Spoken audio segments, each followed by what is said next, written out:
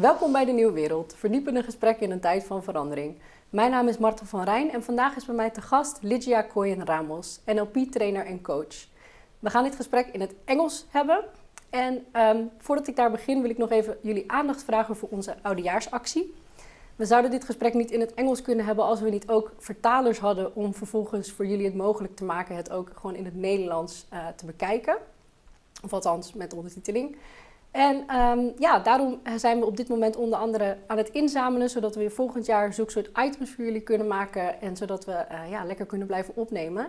Dus mochten jullie de Nieuwe Wereld graag bekijken en meer van zulke soort gesprekken willen, vergeet dan vooral niet om op de doneerbutton te klikken. Zometeen komt die in beeld. En dan hopen wij dat we volgend jaar weer veel content voor jullie mogen maken.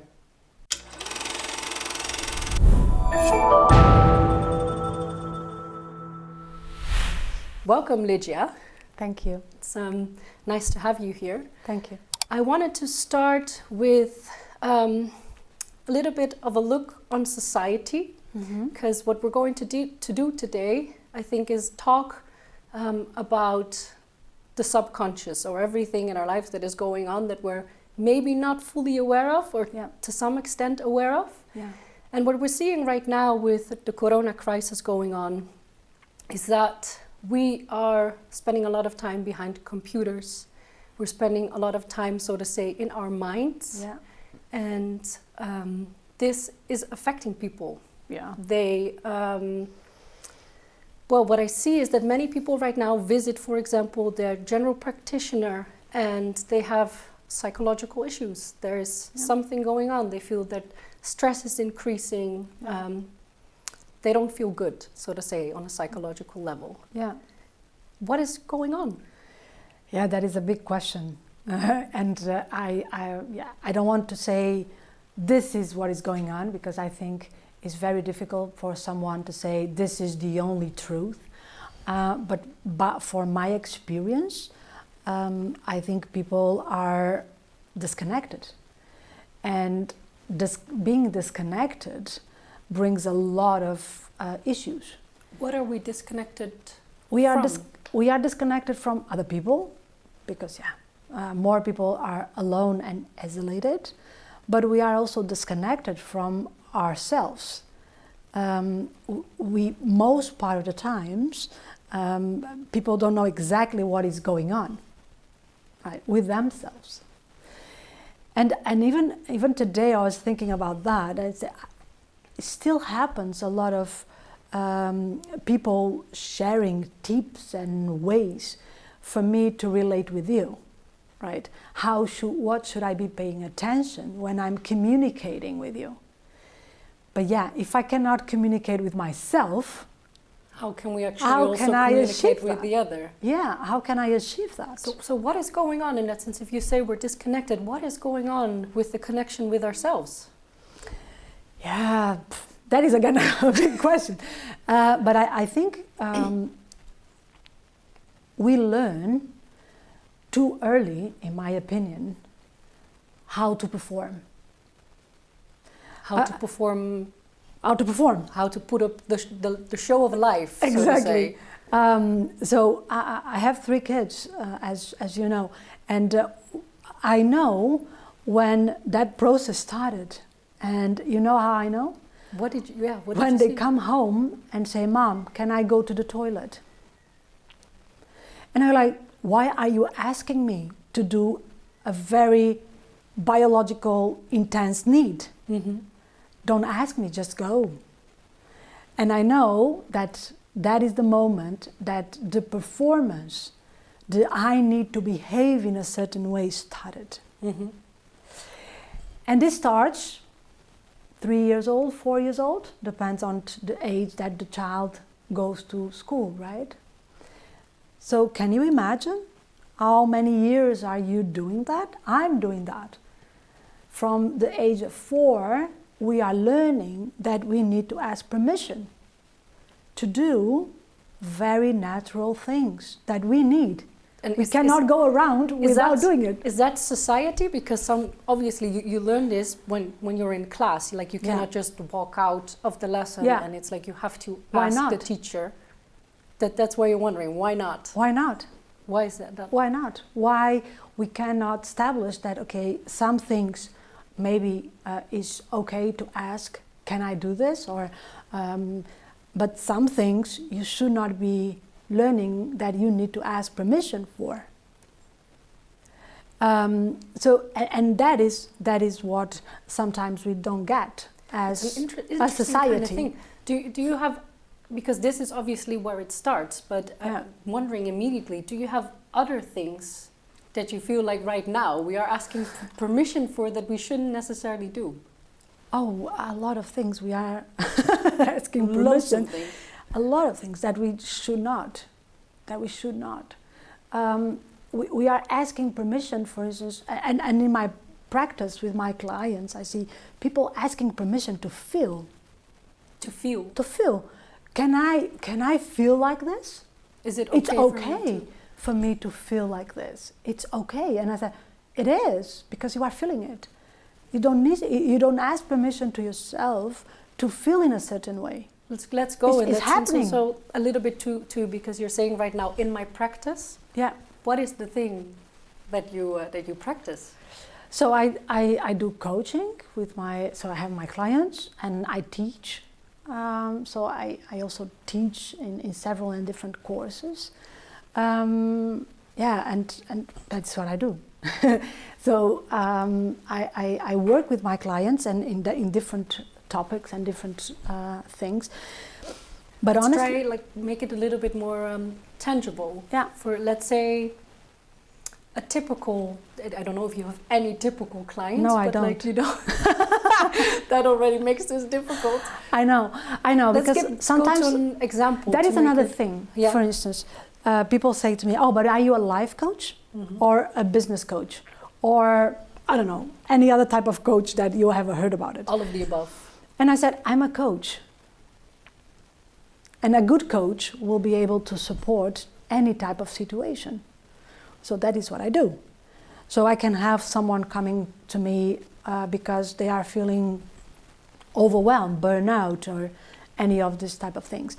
And I can have someone saying, "Oh, I just want to improve my communication skills."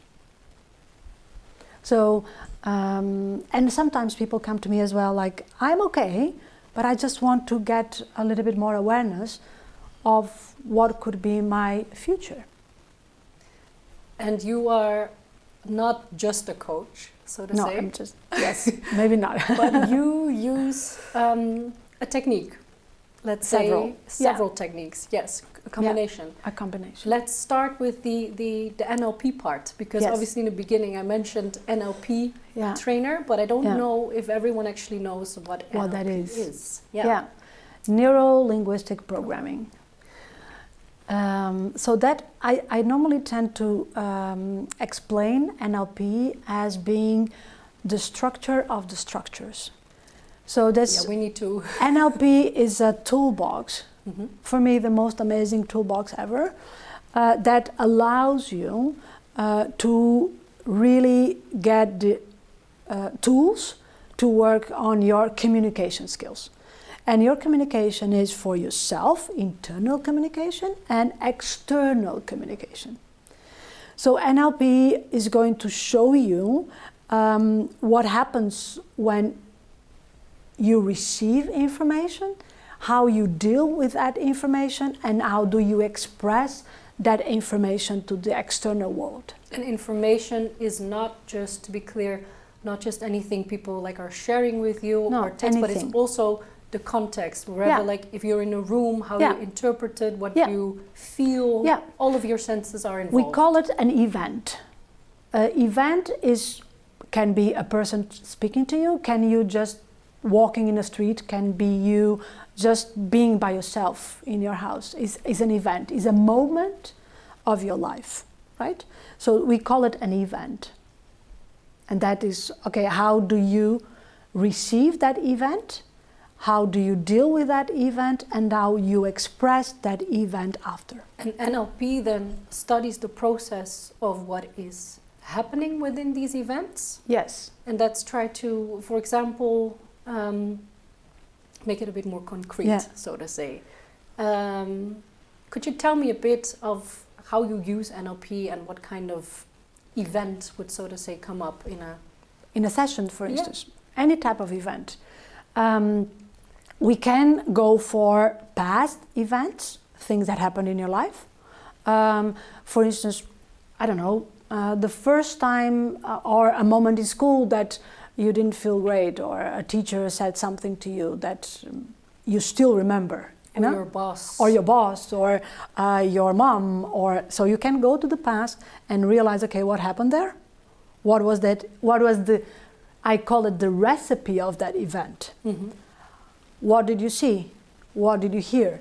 How did you felt it? So what is the recipe?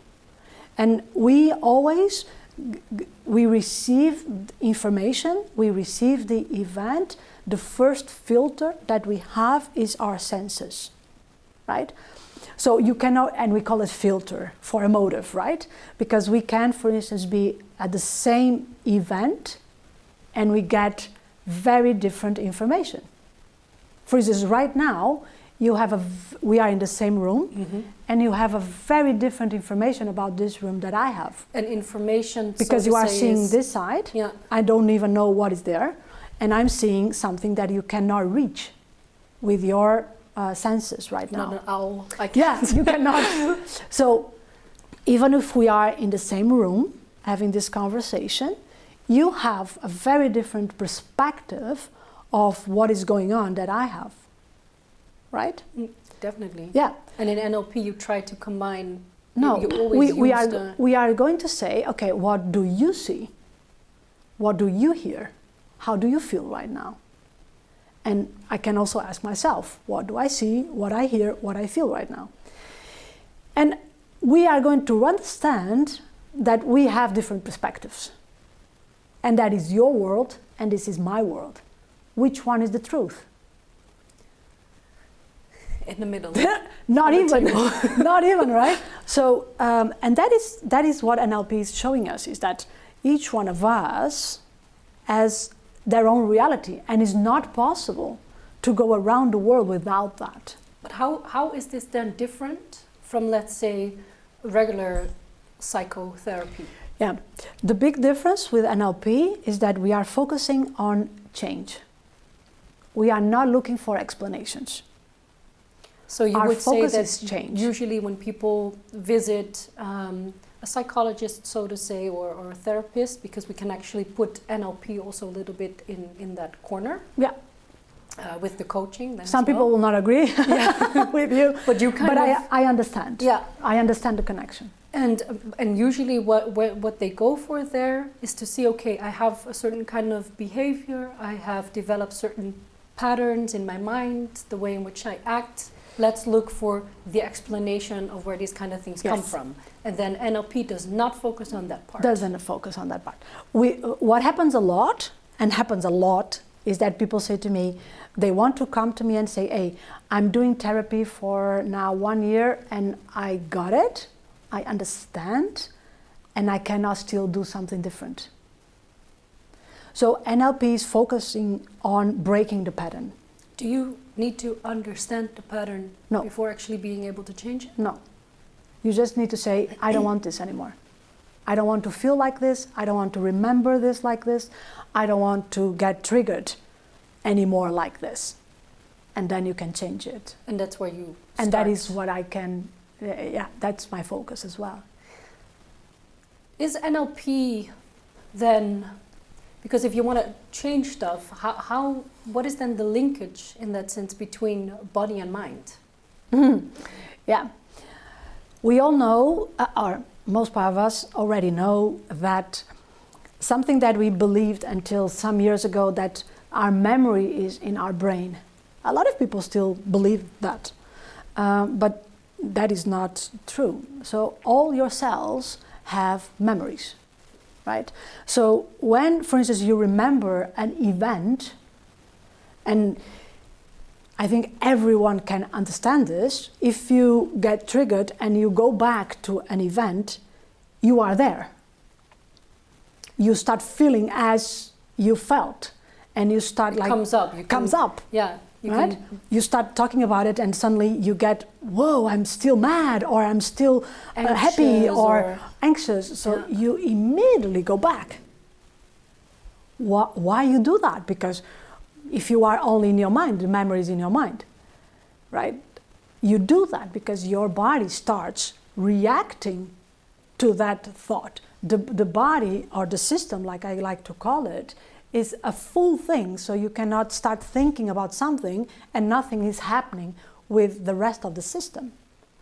So everything is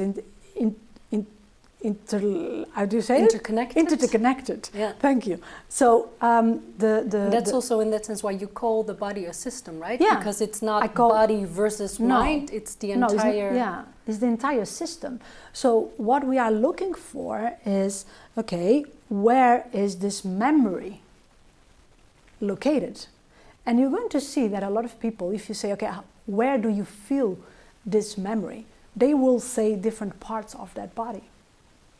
That means that memory is not only stored in your head, but is somewhere here, because was a feeling, was what we call in NLP a kinesthetic. Yeah. So you had a movement in that sense as well. Yeah, yeah. And a lot of people will even describe it. When I ask sometimes, okay, where is the lake located? They say, oh, here. Say, okay, and what is happening there? And they say it like, oh, it's moving, it's like this, spinning, or is up and down, or so they give it. They can reach that detail of the feeling.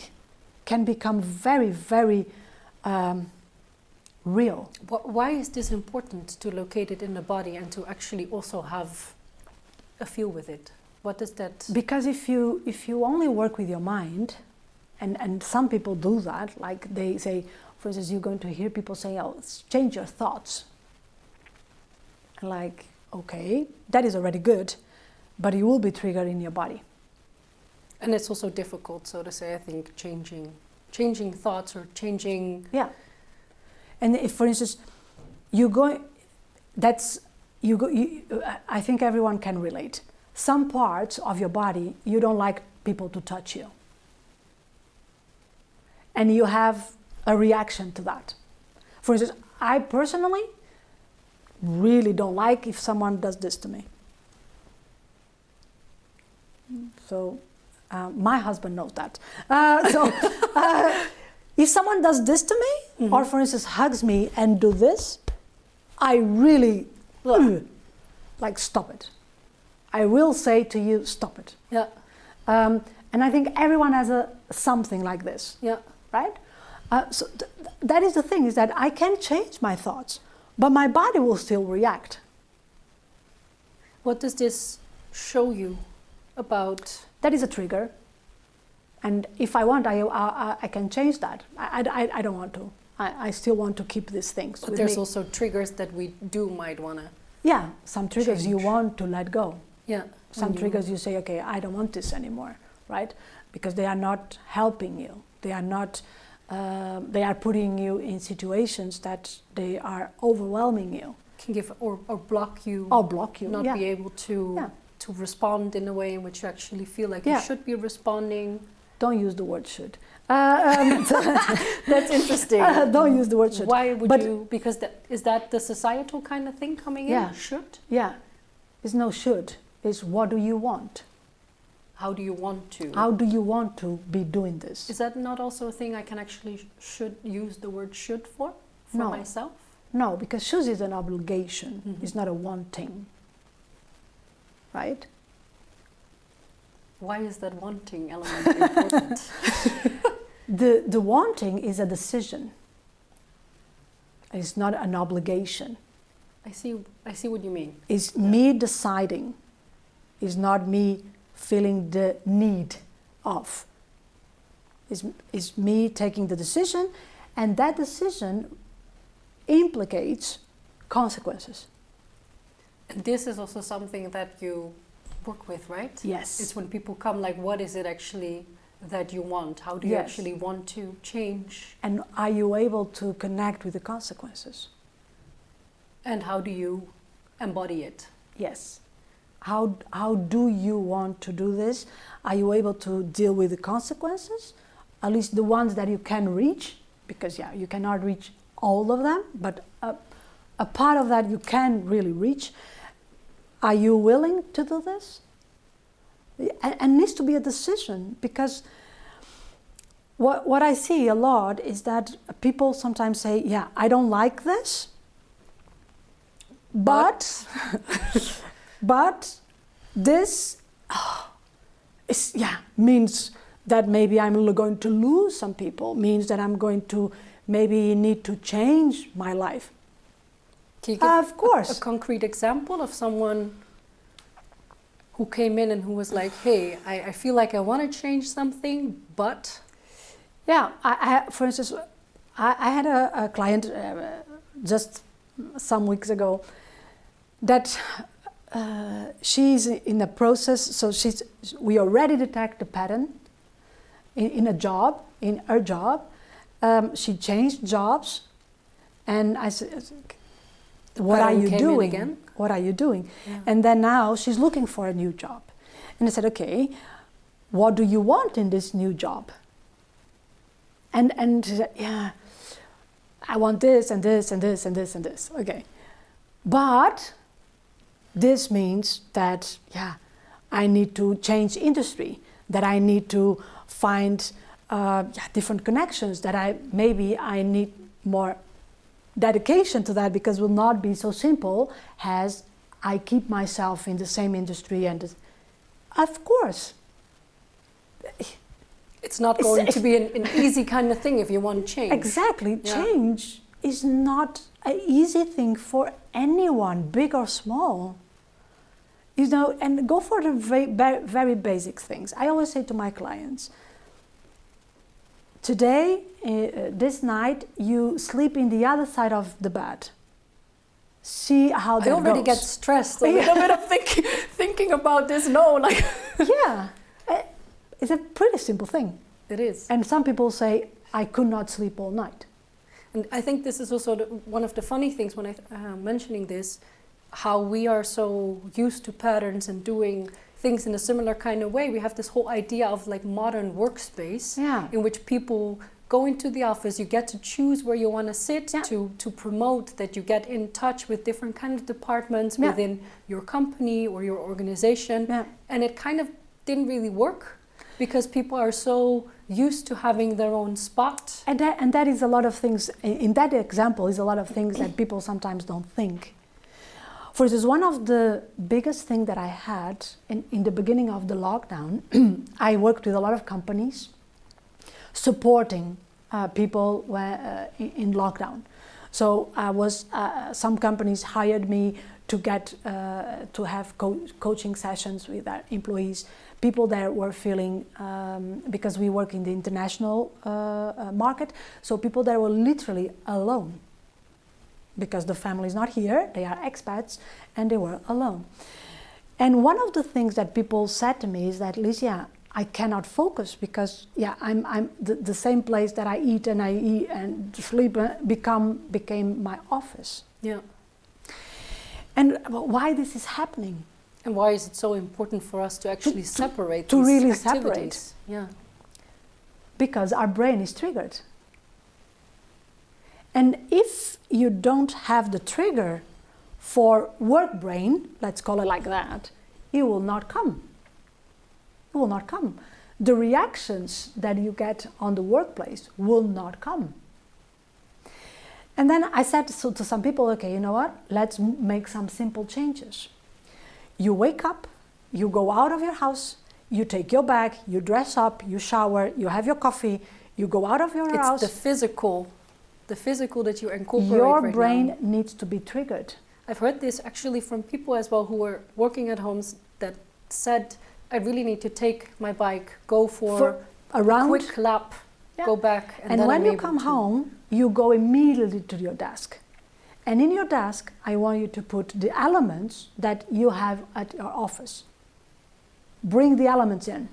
And some companies that I work with, they even got that for the employees. And then people say, wow, it's amazing. It worked. It worked. Yeah. And that is what sometimes we are not aware, is that the system needs to be triggered. But what are the triggers that are potential or getting our high potential out? And we're not usually, I think, aware of these kind of triggers. No. So with these kind of situations, we tend to feel that this is a very irrational kind of thing to do. Like, why would you do these kind of things? And many people look at this like, well, can't you just do it? Just go. Yeah, but the thing is that, again, is the same thing. The normal thing will be like, when I ask you, hey, should we go for lunch? What people do most part of the times? After that, I ask you, like, hey, should we go for lunch now? Mm-hmm. What normally people do? You get up, you get your wallet, and you go out. Some people will do like... Watching the time. Is it already lunchtime? It is already time. True, I was one step ahead already. Yes. The first thing you would do, like, hey. Okay, it's already noon or 12:30. Instead of, should I go for lunch? Do I feel hungry? Do I need to eat? Yeah. And this is the thing, is that we lost this connection. Okay, it's the same thing, actually, what we started with, asking, can I go to the bathroom? Yeah. This is a thing, like we ask, so to say, permission to the time. To the, can I have lunch already? Can I have lunch already? Instead of, wait, do I need, or do I want, or do I feel like it? Whatever is the question. And that is the thing, is that if we were more connected with that, we will understand by ourselves what we need to be doing to get the focus. And NLP can help you to re-establish that connection to your... To realize, okay, what is happening now? What is the recipe that is happening now? Because everything is a result, right? Our conversation right now is a result of something that happened before this. And what I see a lot is that people are focusing on the result. Oh, I'm anxious. Okay, I'm anxious. And let's treat the anxiety. Instead of, you mean, going to the cause of the thing that actually what happened underlies. just before. Your problem is not the anxiety. That is a symptom. And this is, I think, also the whole thing of how we treat medicine, or like the whole industry around this is usually always focused at what are the symptoms and how can we combat the symptoms instead of actually going... And most part of the times, what happens is that let's shut down the system, the symptom. So NLP is a tool, so to say, then, to actually be able to see, okay, what is going on with my system? Yeah. Why I'm having this result? And then going to the change kind of part. Yeah. Because once you've established where does it come from, how do you work with the system to... That really depends. Depends what we are looking for. Basically we have the result, we have the behavior before the result, we have the emotional state before the behavior, we have the thoughts, the way that we organize our thinking before the emotions. And then we have our natural body system, like what is happening here. Some people work with NLP very focused on the behavior. And that is what is called the classic code. I think this one might also be because sometimes people, when they hear about NLP, they're like, this is just a trick of getting people into buying more of a product, for example. You're looking at me like, what is this? But I've talked with people about this, and when you mention NLP, sometimes a really negative connotation comes up, and they're like, it's a trick that salespeople use because they know certain kind of things of looking at your body, like how do you respond, and there's like the little things that they're aware of, and they use it, so to say. What do you think that happens in supermarkets? Talking about nudging, you mean, like putting certain kinds of products at So let me put it this way. Do you think that with the technology that we have right now will be necessary to have the smell of fresh bread in Albert Heijn? Wait. Do you think... Yes, let's go again. Yes, let's go again. Do you think that with all the technology that we have right now and the equipment that we have right now. Do you mean that we can like fake the smell of fresh bread and it will still be a stimulus to us because it would be like, hey. Yeah, of course. Yeah. Do you think that if they wanted, they could not take the smell of fresh bread from Albert Heijn? They could. Why they don't do it? Because it feels unauthentic. Because they want you to feel the smell and go and buy it. Wait, I still don't fully get it. Yeah. When you feel a smell, for instance, we were having tea just before, right? What you just said to me about the tea, because you were asking me if I liked it. Because it's a specialty. It was a smoked kind of tea. Smoked kind of tea. And some people really enjoy it and other people don't. And you said something to me. You said, I like it because this was the tea that my aunt had. Associations. Right? Yeah. So you said, I like it because I'm really used to this. But you mentioned your aunt. It's about relations, so to say. The relation. Yeah. You connected. So that is what happens everywhere. You are being manipulated all the way. And then manipulation, not necessarily in the negative kind of way, because it always sounds a bit like who. Manipulation means that someone is triggering you. Yeah. Something is triggering something, a memory, a reaction, whatever. And that's also what happens with the smell of bread. Yeah. It brings something about, and we want to keep it there because it means we actually buy into stuff, for example. Yes. Yeah. So what happens is that you can be triggered by that. I don't. Depending on the association we have with fresh bread. Because I know what is happening. Because you're aware. Yes. Walking there like, Albert Heijn is doing this because they want... Yes.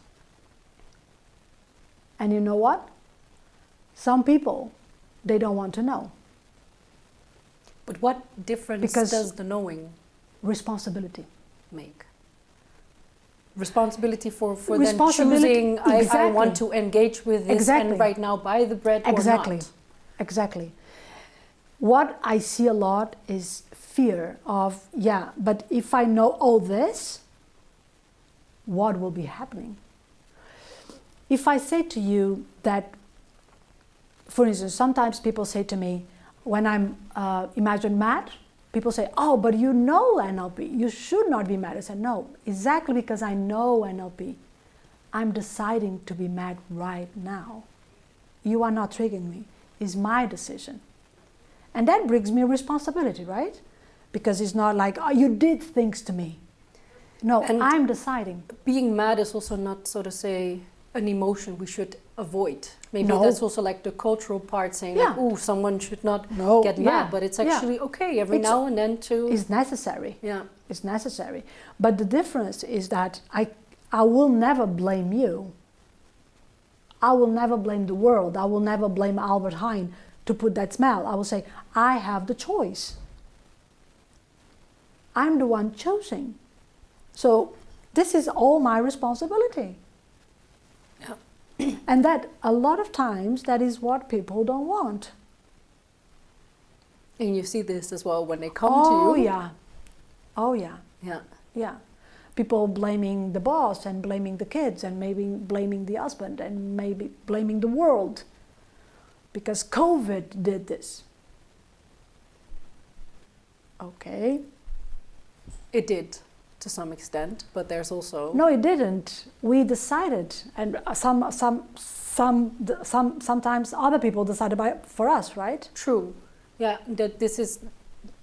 Yeah, the whole part that we're in right now, the way in which you actually want to live in society, how we want to treat each other, do we want to fully engage in the digital workspace or the QR code society? Yeah, but it was not COVID. It's the way in which was we the decisions handled it. Exactly. And the decisions we collectively, individually made. Yeah. So it's not, the virus didn't decide that. Yeah. And I think that is what we need to realize is that, what are the decisions that we are taking right now as a collective and as a society, what is the meaning of this? And what will be the consequences? Can we deal with the consequences? And I think sometimes we don't know the consequences, and sometimes I'm afraid that the consequences, we cannot deal with them. We are not ready to deal with the consequences. For instance, we are not ready. We don't know how to be isolated. We don't have that learning. We never learn how to do that. We always learn how to be in even competition. We learn from a young age that we need some competition. We need to compare ourselves with others. When we are by ourselves, we miss that. We miss the competition. I tend to compete with myself. Yeah, and then we go for this destructive way of doing that. It's like, okay, I create this duality between me and myself, and then let's see who is this one is the best. So it's this awareness that I think, and I hear also a lot of things about NLP, and I said, yeah, I can also see some people using NLP, let's put it in the wrong way.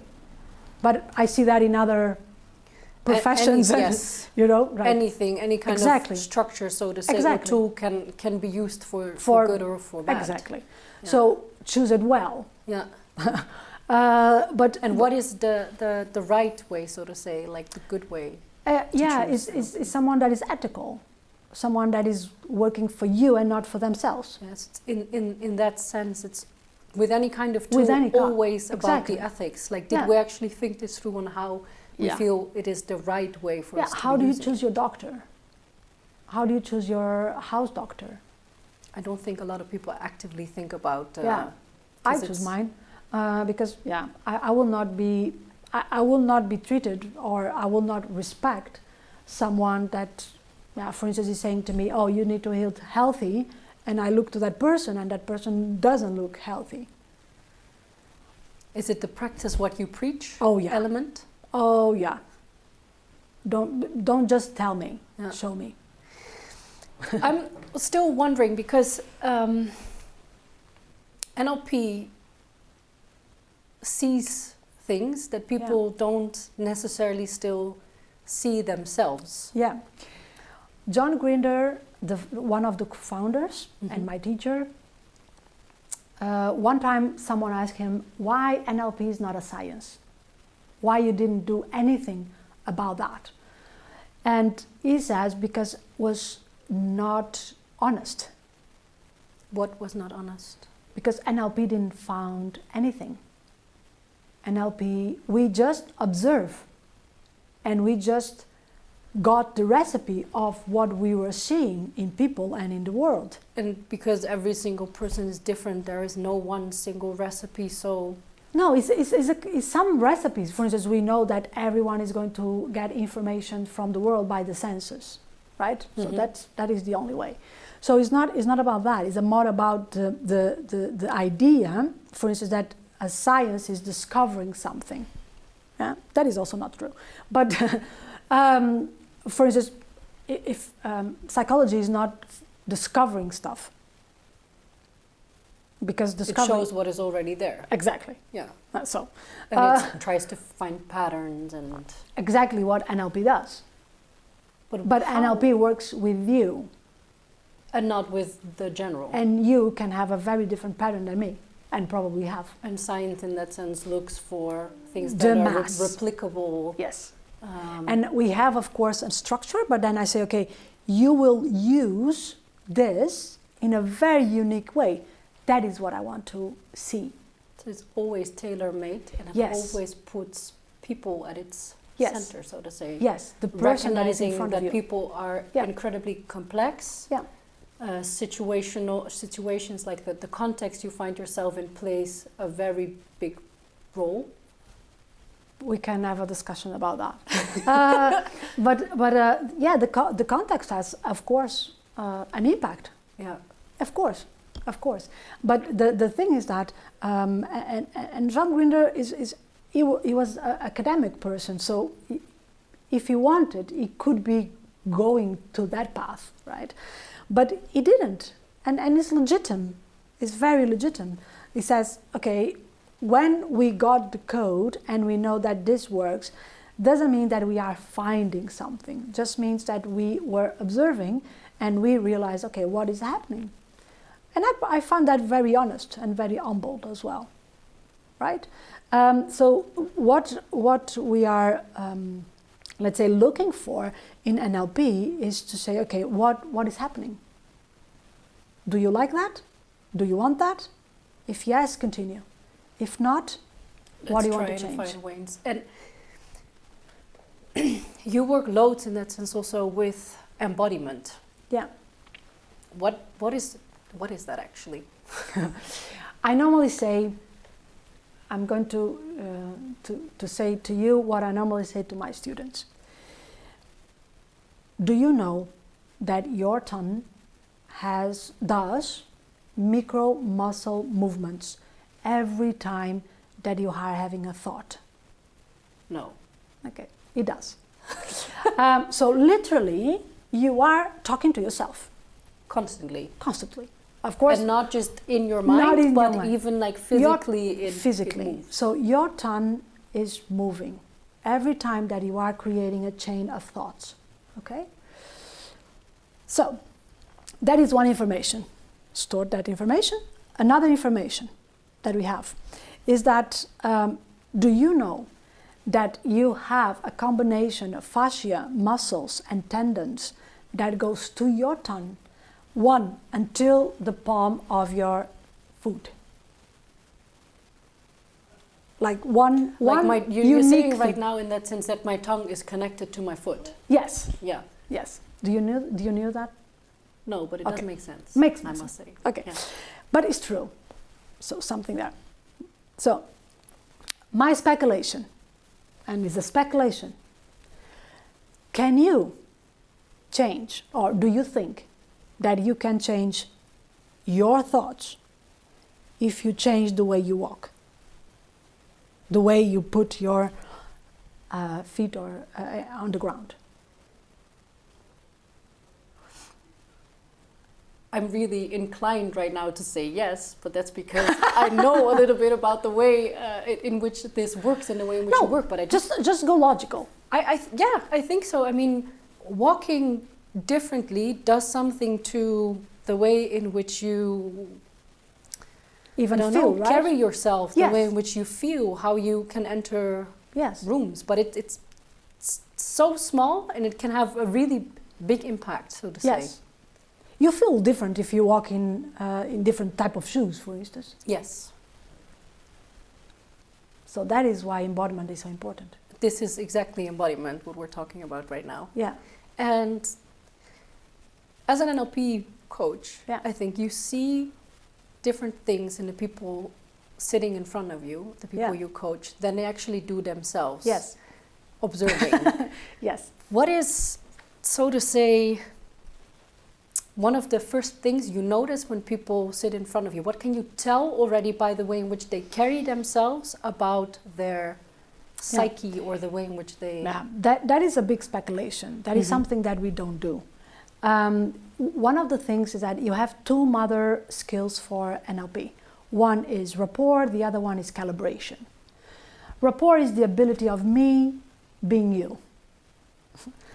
Wait, let's go. Okay. What? Rapport is the ability of me connecting with you, and can be in a very superficial way. That is like for me taking your nonverbal, speaking in the same tone that you speak, so we feel connected, because we almost feel like, okay, this person is more or less like me.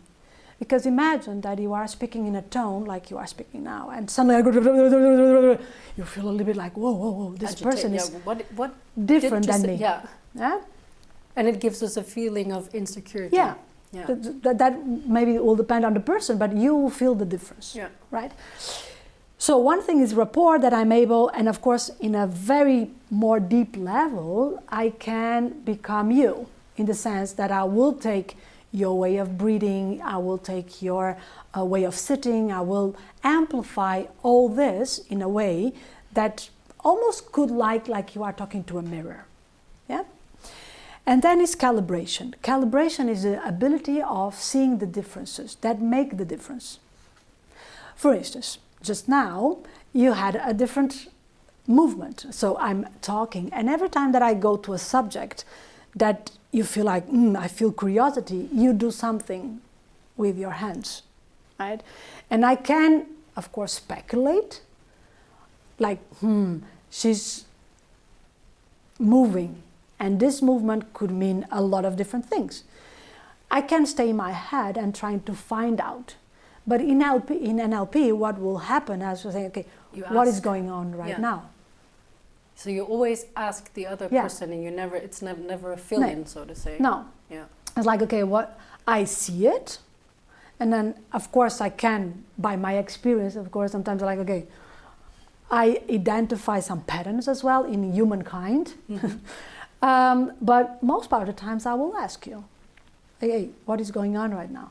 And it's the funny thing, because I don't notice it myself. I'm doing that, and it means you look at it differently. Yeah, the thing is that most part of us are not, for instance, sometimes people are talking and they cannot even listen to themselves. I think a lot of people actually have that when you have a recording, for example, and then you start listening to yourself, you're like oh my God. Oh no. Yeah, and that is something that in NLP, for instance, we are trained to do. Like, I'm always listening to myself. I'm always seeing myself. How do I come across? Yeah, I always know what is happening with my expressions. I always know what I'm doing, so I don't get caught. And sometimes I say to people, hey, do you realize that every time... It sounds so tiring right now already, that you're constantly at your fullest of awareness. No, it's not tiring. No, it's a kind of a freedom. Because you choose. Yeah, exactly. You choose how you actually want to carry yourself. Exactly. So to say. Exactly. But sometimes I say to people, hey, do you realize that every time that I say this word, you do this? And the person's like, no, I don't. I say, okay, I will call your attention when it happens. And then I continue talking and I say the word like, oh, now. And I did it, now I felt it. And this is how disconnected we are. Because we don't actually notice that we do this. Yeah. Coming back to one of the first topics we actually started with, like the disconnect that we actually have between within. And these simple things, like, are you seeing what you're doing?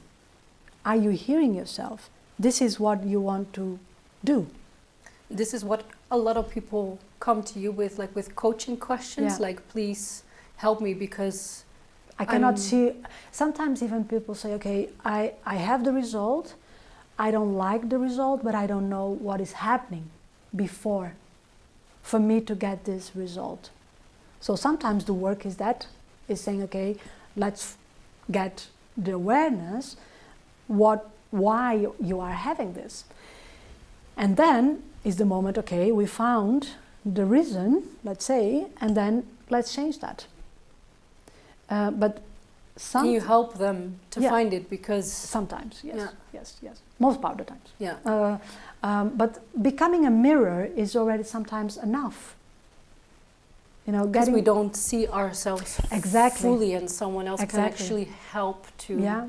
Even, for instance, with teams, I do a lot of coaching with teams, and sometimes when we're talking the Microsoft Teams or within a team? Because in a Teams team. right now is like, we're in a digital world, so we're using loads of Teams. With Teams and with Teams. When you work with a group, it's also very incredible to see the dynamic and what happens. When someone does that, what triggers in the group, and what is beautiful is and sometimes calling the awareness. So this is happening because this is the dynamic. This is the trigger that is happening. Is an amazing discovery, and sometimes even processes that are, for instance, conflicts that are happening for a long time, they suddenly disappear. And people say, "Wow, what did you do?" And I said, "Nothing much, honestly." It's usually the small things, so to say. Yes. Which is also, I think, why it's so difficult too, because it's not like the elephant in the room that makes it so obvious. No, sometimes it's very small stuff. Yeah. Most part of the times it's very small stuff, yes.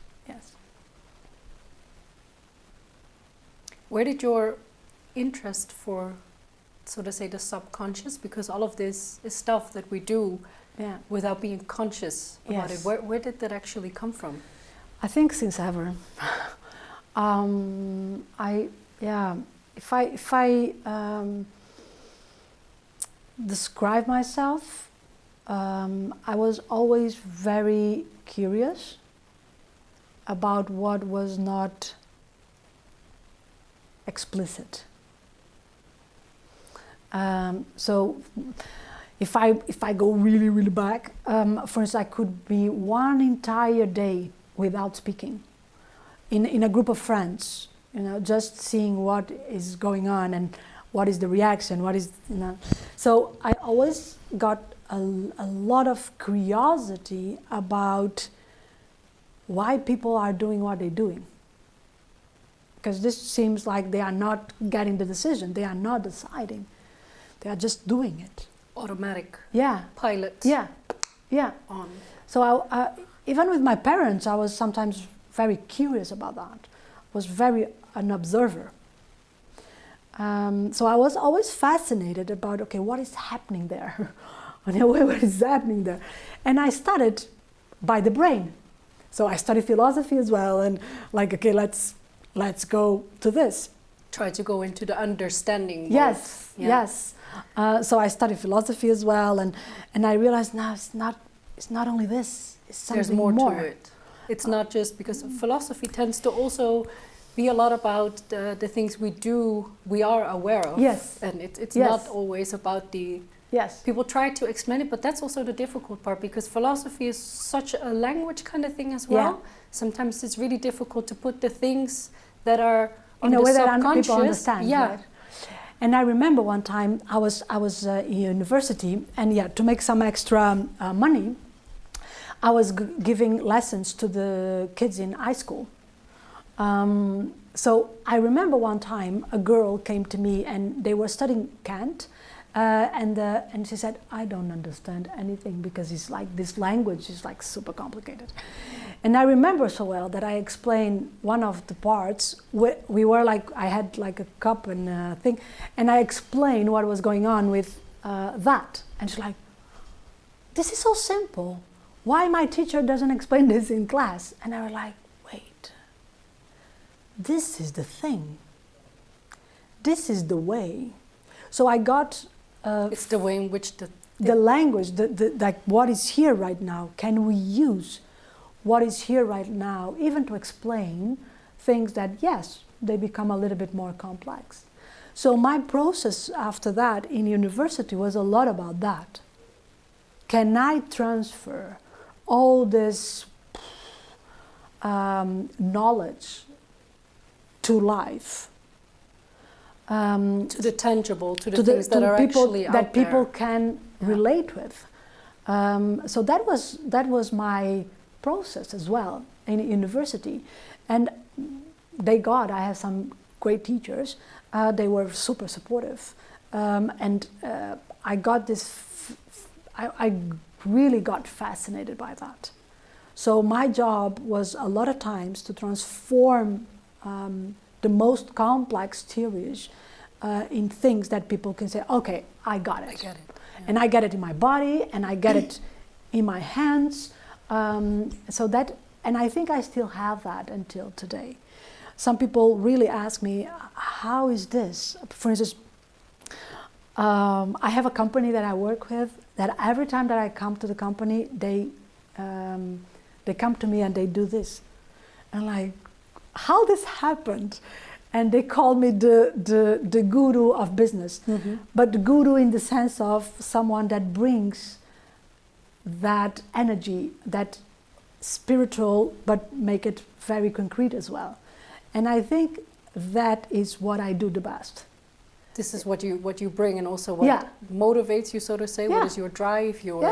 I can explain very complex things to my kids. That fascinates me.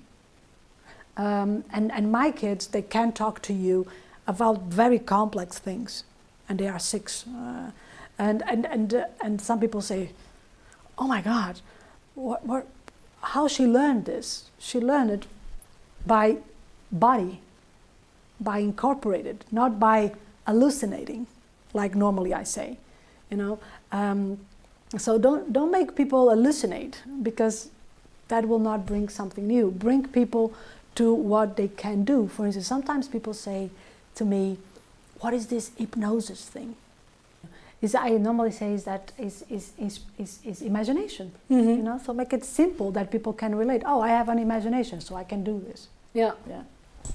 Thank you so much, Ligia, for coming here, for welcome. talking about this embodiment, the subconsciousness, because I feel we could still cover hours and hours of this, because there's so much to actually talk about, but it's great that we made a start. Thank you for inviting me. Thank you. Beste kijker, vond je dit ook een interessante uitzending? Vergeet dan niet je te abonneren op ons kanaal. Bedankt voor het kijken en tot de volgende keer.